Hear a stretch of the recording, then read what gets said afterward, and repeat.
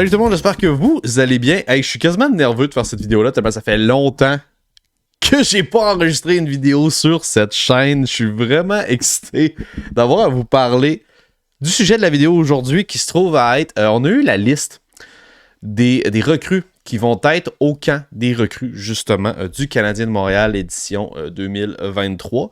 Ça a été publié là, via Instagram, je vous mets ça à l'écran immédiatement, via l'Instagram du Canadien de Montréal, camp des recrues, Rookie Camp 2023. Dans cette vidéo-ci, on va parler surtout des attaquants. Il y a une grosse liste d'attaquants qu'on va y aller vraiment attaquant par attaquant. On va parler un petit peu d'eux autres, du meilleur de nos connaissances. On va parler également un petit peu de leurs statistiques qu'ils ont eu durant la saison passée et les autres saisons d'avant.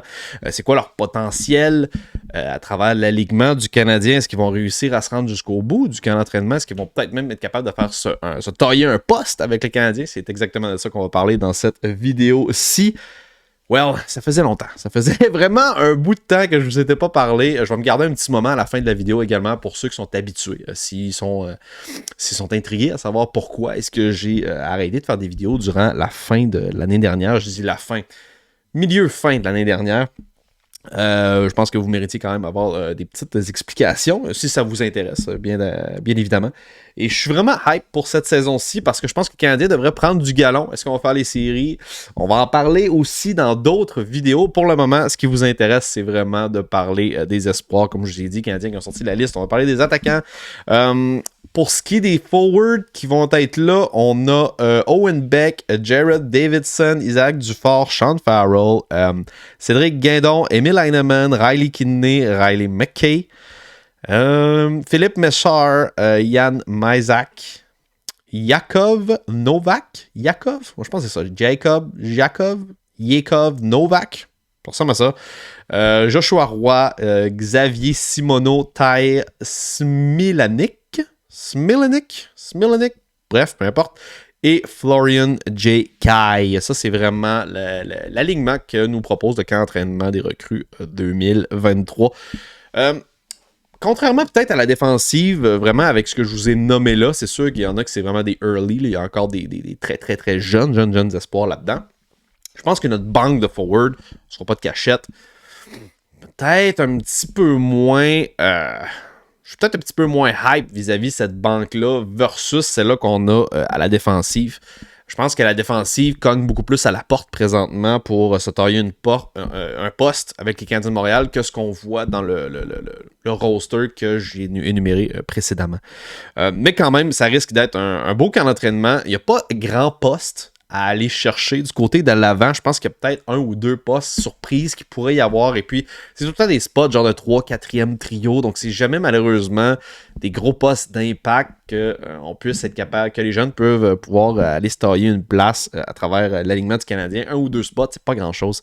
Mais bon, c'est exactement de ça qu'on va parler dans cette vidéo-ci. Donc, à commencer avec Owen Beck. Owen Beck qui, lui, c'est un jeune du Canadien qu'on a été chercher en deuxième ronde, vraiment early là, en deuxième ronde, qui aurait pu sortir en première, en fait. Je crois que c'était l'année dernière. Ouais, 2022. Il a joué une game. Il a joué une grosse game avec Montréal l'année passée. Je me rappelle plus encore des circonstances qui ont fait en sorte que ça lui a permis de jouer ce fameux match-là. Mais Owen Beck, on sait pas encore, on connaît pas encore le plafond de ce joueur-là. C'est sûr qu'il a 19 ans, ça va être difficile à évaluer pendant un bon bout de temps. On connaît pas encore son plafond, mais on sait que ça va être un attaquant qui peut jouer top 6, c'est pas top 9 à travers la ligue. Il y a beaucoup de gens qui doute pas tant de son potentiel. Je pense qu'on sait à quoi s'attendre avec lui en espérant qu'il puisse un jour l'atteindre. A eu des bonnes statistiques. L'année passée quand même dans la OHL. D'abord avec Mississauga, ensuite avec Petersburg parce qu'il a été échangé. Il a fait 41 points en 30 matchs et puis 25 points en 30 matchs. Donc, plus que 1 point par match. A connu aussi des bonnes séries, 16 points en 22 games. C'est vraiment excellent. Côté d'Owen Beck, si un jour, on l'étiquette déjà comme étant un attaquant, pas nécessairement le plus offensif, mais un attaquant responsable. Donc, s'il peut devenir, comme je l'ai dit, un centre qui peut jouer sur un 3e trio, prendre d'importantes minutes en infériorité numérique et pouvoir donner des chances justement d'augmenter le pointage. Ça pourrait être un excellent attaquant. Je prends beaucoup de temps quand même avec Owen Beck versus plein d'autres qu'on va parler durant la vidéo. Pourquoi? Parce que c'est vraiment, je sais que je suis pas fou, là, c'est un des préférés espoirs offensifs qu'on a. Et je crois qu'il va faire le camp d'entraînement et qu'il va le faire tout le long. Parce que même à 18 ans, l'année dernière, il a pas assez proche de quand même être retenu pour aller jouer dans la AHL. Et puis finalement, il est allé jouer dans OHL, mais quand même, il était dans les derniers là, à se faire retrancher. Fait que normalement, il devrait connaître un excellent camp d'entraînement du côté de Owen Beck. Je pense qu'il va être là jusqu'à la fin.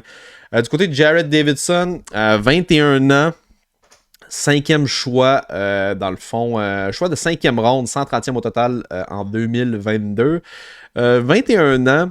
A joué dans la WHL, de ce que je vois là. 82 points en 60 games, 89 points en 64 games. Fait qu'il y a des excellentes statistiques. Sauf qu'on parle pas d'un jeune de 18-19 ans. Là. On parle d'un jeune qui est quand même rendu à 21 ans. Là. 21 ans, si je me trompe pas, c'est quasiment à l'âge de Kirby Dach. Il doit avoir 21-22, gros max. Ça vous donne une idée. C'est des chiffres qui sont impressionnants, mais qui sont dans la WHL. Puis, faut pas oublier de mentionner non plus que c'était sa 5e saison dans la WHL. Je sais pas qu'est-ce que l'avenir, qu'est-ce qu'on voit de Jared Davidson sur le long run. Je le connais vraiment pas assez pour ça. Quand même un bon gabarit, 6 pieds, 180 livres. Il va faire le camp d'entraînement. Est-ce qu'il va être là jusqu'à la fin? Certainement pas être capable de se tailler un poste selon moi. Parce qu'il va être là jusqu'à la fin. Ça reste à voir. Du côté d'Isaac Dufort, des chiffres qui sont, je m'en allais dire décents, mais même c'est un petit peu en bas de décent. Là. On s'entend, là, il y a vraiment... On parle de 41 points en 61 games avec le Drakkar de Bécomo dans la LHJMQ, qui est une ligue qui n'est pas nécessairement dans les meilleurs, on va se le dire.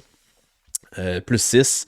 20 ans, lui aussi, je sais pas, peut-être que ça va... je suis pas certain que ça va être un joueur qui va être là sur le long run pour ce qui est du camp d'entraînement. Peut-être dans les premiers à se faire couper, peut-être. On va voir. Tu as besoin de ce genre de joueur-là également durant le camp d'entraînement.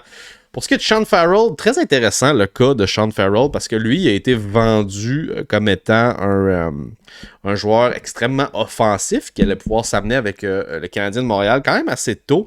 Faut pas oublier, le jeune a quand même déjà 21 ans. C'est un choix de 4e ronde, 124e au total en 2020. 2020 qui était un bon repêchage justement. Ouais, je vais vous montrer les statistiques vite fait. Il a joué 6 games avec le Canadien de Montréal l'année passée avec les blessés qu'il a eu. Il a eu sa chance de pouvoir marquer. Je sais pas si vous vous en rappelez de son but. Moi, je me rappelle tellement de son but. C'est une puck.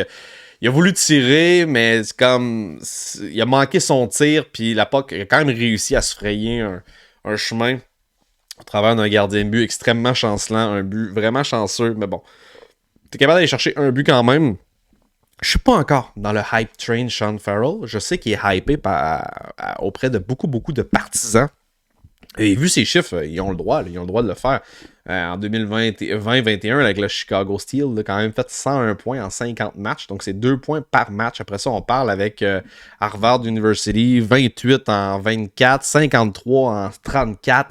Fait que c'est pas des petits chiffres, mais c'est un petit gabarit. Le joueur, on n'oublie pas, il est quand même 5 et 9. On parle de 175, c'est 175 livres. 175 livres, ouais, c'est 175 livres. C'est un petit joueur. C'est un petit joueur. Il m'a pas épaté plus qu'il faut avec le Canadien de Montréal l'année passée, qui était dans une équipe horrible et décimée par les blessures. On va s'entendre. Mais c'est ça. Je crois que Sean Farrell va quand même... 21 ans, moi, c'est l'âge qui me tente un peu plus, mais c'est correct. Je veux dire, les joueurs américains qui vont sur le circuit américain pendant des années avant même de jouer à NHL, faire toutes leurs années universitaires, c'est commun. C'est pas nouveau. Là. Sean Farrell n'est pas le premier à faire ça. Là, fait que, je sais pas, je pense qu'il va être là jusqu'à la fin du camp d'entraînement. Ce sera certainement pas de parler des premiers à être coupés, mais ça va être difficile de se tailler un poste, selon moi. Pourrait commencer à Laval, selon moi. Selon moi, ça va être un cas de Laval. Dans le lot que je viens de vous parler, là, ça va probablement être... c'est le cas que je suis le plus sûr qu'il va commencer. Selon moi, Laval ne commencera pas avec les Canadiens cette saison. Cédric Guindon, 19 ans, 4e tour, 127e au total en 4 2022, 69 points en 68 matchs avec le Owen Sound dans la OHL, 59 en 68. La saison d'avant, intriguant, joueur intriguant, 19 ans, quand même très jeune encore. Je vois pas la presse de le faire jouer parmi les professionnels tout de suite. On va voir, mais je sais pas. Il y a beaucoup de gens qui pensent que ça pourrait être la surprise du camp d'entraînement pour vrai. Là, que ça pourrait être la surprise qui pourrait se rendre jusqu'à la fin. Je pense quand même qu'il va se faire couper parmi les premiers, personnellement. Emil Heinemann. Emil Heinemann, lui, c'est un cas très, très intriguant. Très, très intriguant parce que, je sais pas si vous vous rappelez, mais il a fait partie de l'échange qui a envoyé Tyler Toffoli on va dire en Caroline, c'est à Calgary. Désolé. Ouais, Emil Heinemann, 21 ans, lui, il est rendu là. Il est rendu là, je pense. Il est vraiment rendu là dans son développement. 6 pieds, 194 livres. Choix de 2e ronde, 43e au total. Et puis, moi, ce que j'ai trouvé impressionnant, c'est qu'il a marqué 7 buts en 11 games avec le Rockets de Laval l'année dernière. Donc, 9 points en 11 matchs, qui est quand même très, très impressionnant. On a eu des numbers qui sont quand même intéressants également en Ligue de Suède, si je regarde bien sur le graphique, que vous pouvez voir à l'écran également. Je pense que ça va être un cas intéressant pour le camp d'entraînement. Certainement que lui, c'est pas le ça passe ou ça casse, parce que c'est un joueur que j'aimerais quand même voir évoluer, avoir la chance de jouer avec les Canadiens de Montréal, mais je vous cacherai pas qu'avec les chiffres qu'il a fait dans la AHL, j'aimerais ça également qu'il joue toute une année à Laval. Moi, personnellement, j'aimerais ça qu'il joue à Laval, mais j'entends de plus en plus parler qu'il devrait avoir sa chance dans la NHL. Ce que j'aime moins, c'est que je pense qu'on n'est pas encore prêt à accueillir ce type de joueur-là en ce moment chez Canadiens de Montréal. Peut-être un peu plus l'année prochaine.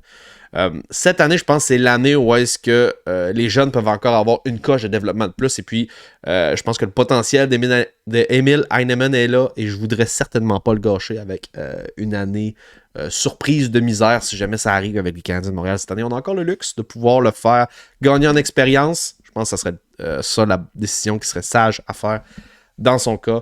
Je le vois pas commencer à Montréal cette année, je le vois commencer à Laval. Pour ce qui est de Riley Kidney, lui, je pense qu'il pourrait surprendre aussi, pourrait être là jusqu'à la fin du camp d'entraînement.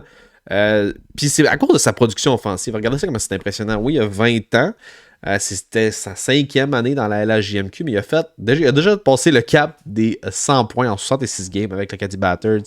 Il a également fait, durant la saison passée, il a fait plus de 100 points aussi combinés. On parle de 110 points en genre 50, 60, en 60 games, 61?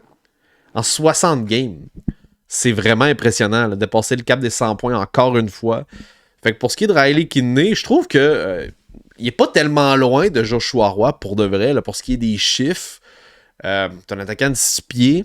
Je sais pas pourquoi, je trouve que c'est le sleeper, moi, je trouve que c'est le sleeper des rookies. Je sais pas ce que vous en pensez, vous autres. Je pense que c'est un des rares sous-estimés, un qu'on parle pas assez. On a souvent tendance à vouloir promote Joshua Roy puis vouloir le faire amener dans l'alignement beaucoup plus tôt que ce que je pense, c'est selon moi. Mais Riley Kidney, pour vrai, moi, je trouve qu'il est pas tellement loin derrière Joshua Roy, sinon à égalité avec lui. Je sais pas ce que vous en pensez. Je pense que c'est le genre de joueur qui va surprendre et qui va être là jusqu'à la fin du camp. J'aimerais vraiment qu'il joue avec Laval toute l'année. Riley McKay, 24 ans, on va passer vite là, quand même. Là, 27 points en 23 matchs, 24 ans, je pense que ça achève. Je pense que c'est pas un joueur qu'on va voir sur le long run avec le Rocket, le Canadien, peu importe. Pour ce qui est de Philippe Méchard, ça va être un cas aussi qui m'en a dit qu'il m'intrigue, mais je vais être vraiment franc avec vous autres pour ce qui est de Philippe Méchard. De ce que j'ai vu brièvement dans le camp de l'année passée, il avait connu un bon camp, il s'était rendu jusqu'à la fin. Il va probablement se rendre encore jusqu'à la fin. C'est un petit joueur, faut pas oublier, 5 et 10, choix de première ronde dans la même année qu'Juraj Slafkovský, c'est le 26e qu'on a pris d'ailleurs. 51 points en 52 matchs dans la OHL, 19 ans. Moi, j'ai d'énormes doutes. J'ai énormes doutes. Il a fait une game à Laval l'année passée. J'ai vraiment des gros doutes que ce joueur-là va devenir Un joueur d'impact comme devrait l'être la plupart des choix de première ronde qu'on va chercher. Je pense que c'est un reach qu'on a été chercher quand on a été justement drafté ce joueur-là. Je pense que c'était un reach. Et je pense qu'éventuellement, on va peut-être le payer un petit peu avec ce choix-là. Il y avait d'autres bons joueurs également à aller chercher. Je pense qu'on l'a fait parce qu'on a voulu faire plaisir à Slavkovski, peut-être. Je sais pas. Mais j'ai des doutes sur à quel point il va être bon. Moi, c'est mon doute à moi. Je pense qu'il devrait continuer de jouer dans les juniors. A connu, oui, 1 point par match l'année passée, mais ça a été quand même difficile. Pour vrai, ça n'a pas été si facile que ça. Même si en série, il a fait à peu près... en série, on peut voir, là, je vais vous le montrer à l'écran. En série, en 9 matchs, il a fait 4 points. Je pense qu'il est juste pas encore rendu à l'étape de devenir professionnel, Philippe Messer. Mais attendez-vous à ce qu'il fasse le camp jusqu'à la fin aussi de son côté. Yann Misak, lui, de son côté, 21 ans, 9 points en 40 games. Ça va être un cas de AHL pour ce qui est de Misak également. Attendez-vous pas à ce qu'il fasse à ce qu'il perce un poste dans l'alignement. Ça, c'est sûr et certain. Il est comme Novak, pour ce qui est de Novak, 24 ans. ECHL, je sais pour être honnête avec vous, je sais pas vraiment ce qu'il fait au camp d'entraînement. Fait que ça en dit long sur les perspectives ou ce que je pense de son avenir avec le Canadien de Montréal. Bref, peut-être que je dis que je le connais pas. Non, je le connais pas, mais je regarde ses statistiques. Et puis pour 24 ans, je pense que il est un petit peu outdated, mon cher Novak. Désolé. Pour ce qui est de Joshua Roy, j'ai effleuré un peu le sujet avec Riley Kidney. Fait d'impressionnants chiffres également, Joshua Roy, 99 points en 55 games. Qu'est-ce qu'il pouvait faire de plus que l'année passée? Vraiment? Bah, tu sais, c'est la question qu'on se pose, sauf qu'il y a eu des séries éliminatoires absolument époustouflantes. Époustouflantes. En 14 games, on parle de 24 points. C'est genre insane comme number. C'est insane. Plus 69 en saison régulière. Là où puis je comprends, ceux-là qui vont me dire je veux voir Joshua Roy commencer avec les Canadiens cette année, je vous comprends. Je vous comprends, c'est correct. Vous avez le droit de penser, de dire ça. C'est correct. Je comprends avec les chiffres qu'il fait, je comprends ça. Sauf que, je reviens à ce que je disais, je vois pas la presse. Je vois pas. Moi, l'idée, le fait que ce joueur-là va rentrer directement NHL sans avoir à passer par la AHL, je sais pas. Je suis mitigé. J'aimerais vraiment, vraiment le voir jouer avec le Rocket. Je pense que le Rocket va avoir un alignement extrêmement solide cette année. Ça serait le temps d'en profiter pour lui, gagner pas juste en expérience, mais surtout en confiance. Et puis, je pense que ça ferait bien pour lui de commencer à Laval. Je comprends ceux-là qui disent non, on aurait besoin de lui sur un top 9 à Montréal. C'est vrai, mais on a encore des vidanges à sortir à Montréal pour être capable de lui faire le spot qu'on aimerait lui faire. Donc, pour ce qui est de Joshua Roy, pour moi, j'aimerais le voir.